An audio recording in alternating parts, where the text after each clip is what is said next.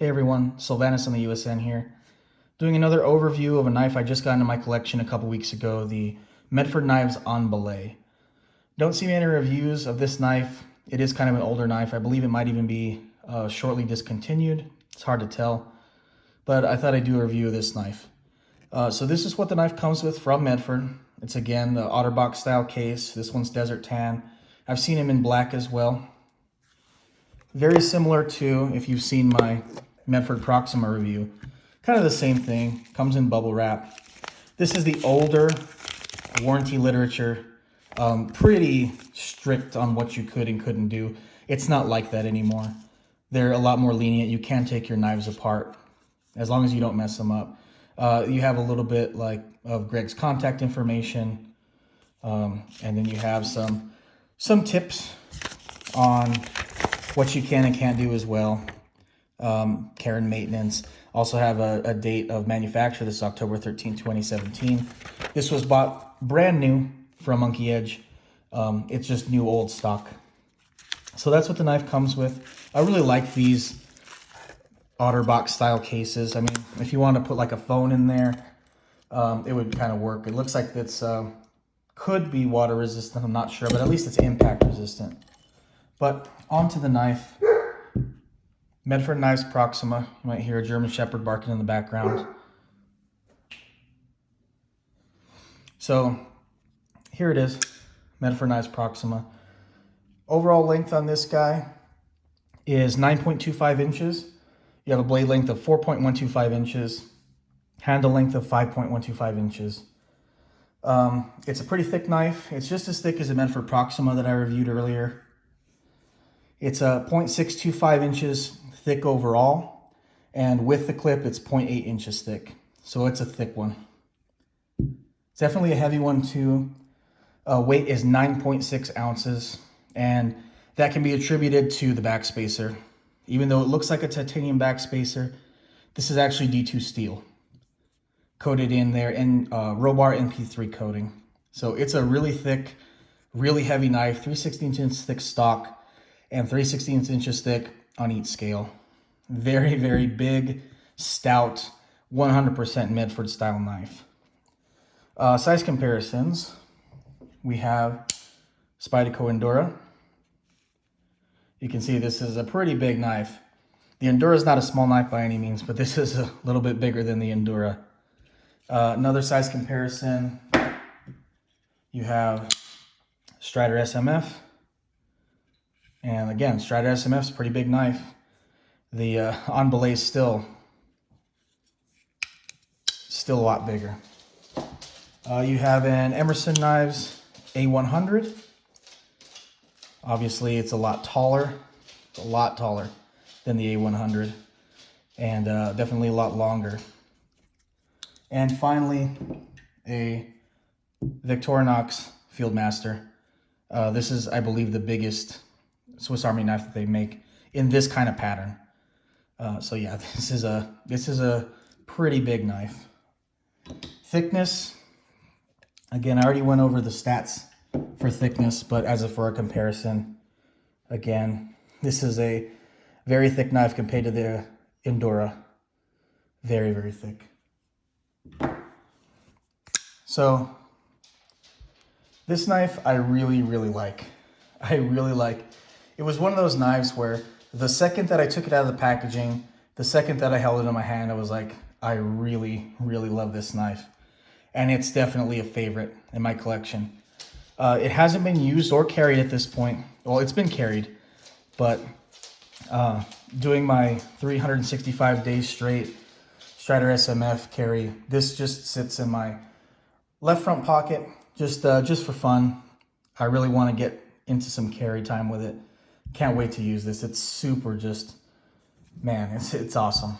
So what I like about this knife, first off, is just the action. Oh my God. I'm not one that has knives with a really good action, but this knife has an incredibly smooth action. And it was right out of the box like that. No break-in time necessary. This knife was incredibly smooth and is still incredibly smooth, well-centered, no blade play out of the box. It's an excellent, excellent knife for action. The flipping took a little bit of getting used to, but honestly, that's the next thing I want to go into as far as what I like about the knife, is the flipper tab. This is extremely low profile. In comparison to the rest of the knife, and even in comparison to another Medford flipper, the Proxima, you can see that the On Belay has barely any flipper tab to speak of at all. So, to be honest, it does take some getting used to. This isn't a push button, and it's on phosphor bronze washer, so it's not going to be a bearing type of flipper. You have to kind of know how to use it. So, if you use it like a normal flipper, you're going to get half deployments. You can't like put your finger where it would naturally seem like it would want to be and go down. It just doesn't work like that. You have to kind of go back here and do a light switch. You don't have to preload it at all, but just light switch it, press, and the jimping is really aggressive here in a good way. It's not going to let your finger slip off, but it's not so aggressive that it's going to hurt you over time. But if you just do that and light switch it, it opens every time. With a pretty good thwack to it, as you can see. I love the blade grind on this knife. Oh my God. The satin finishing on both the flats and the grinds is just amazing for a production knife. Even though this is kind of expensive, it's very, very nicely done. Have an almost mirror polished edge from the factory, extremely sharp. Tested on some arm hair, extremely, extremely sharp from the factory. Very, very thin behind the edge. Considering it's 3/16 of an inch thick, this is an extremely thinly ground tip, thinly ground edge. It's a false edge on top. You can see that it's not sharpened at all. But man, this thing, even though it's thick, it's not going to be a tomato slicer, but it's going to be able to do some work. Next thing is the carry height that I really like. This one in particular sits pretty high up. It's going to be about that much sticking out of your pocket. But I really, really like that. Again, like I said in my other video, I really like being able to grip this knife like this. Now, obviously, I'm right-handed, so it would be my other hand, but I can put all pressure that I want to pull this knife out of the pocket and have a really, really good grip on it without adding any pressure to the clip. I really, really like the ride height on it. Some people will not like that. If you like a deep carry clip, this knife is not for you. But I really, really like how shallow it sits. Very, very nice. The clip is thick. It has a nice ramp to it on the end there. Easy to put in the pocket and easy to take out of the pocket. And when you're gripping the knife, left hand, right hand, you can't feel it. It's so wide and flat, it basically disappears in the hand just the way that it sits on both sides. Your fingers sit nicely on there like that in the left hand. Really, really nice. You do have other opening methods. You have just the standard little opening hole right here, kind of like bullet shaped. Kind of fits with the overall design, how the knife is kind of like semicircle shaped. This is kind of semicircle shaped as well. Just a really, really extremely nice ergonomic design. The flipper is completely hidden when you open it up, which is nice. You can't feel the jimping really. I mean, even if you grip it up here, you can't really feel the jimping at all. No jimping on the back, which is fine. I think this is more of like a utility field type of knife, I would say. Not so much a tactical knife, tactical knife, quote unquote. But I really, really like it. Nice little details here and a satin cutout for the lock bar. Really, really well done all the way around. One thing that's a little bit different on the newer models is that the access point for the lock bar is a little bit more radiused and it has jimping on it. This one is kind of sharp. If you have like softer hands, it might be an issue for you, but for me, it's not an issue. Excellent lockup. Barely. I mean, It's engaging. It's very solid, no blade play whatsoever, but it's very, very early lockup. And hopefully when it breaks in, it'll settle nicely at a good percentage. I don't really care about percentage necessarily. As long as the knife is solid with no play in any direction, it's fine. But this one, no matter how hard you flip it, even if you give it some wrist, it kind of sets up exactly where it was. Really, really good, nice, solid lockup. So some things that I'm neutral about. I said it in my Proxima review, but this one's even a little bit worse. The lock face sticks up when the knife is closed. So if you were to drop it, it would land right on the lock face. And obviously that wouldn't be very good. It could ruin your lockup, and it might not let the blade lock at all. It's not that big of a deal. To some people that might be a deal breaker, and I can definitely see why. To me, I'm just going to be kind of more careful with it as far as holding it when it comes in and out of the pocket. Some other things that it's a flaw, and it's not that big of a deal to me because this is eventually going to be a user, but to some, you can see that little dot there, a couple little dots here and there. Those won't come off, and those are flaws with a PVD coating.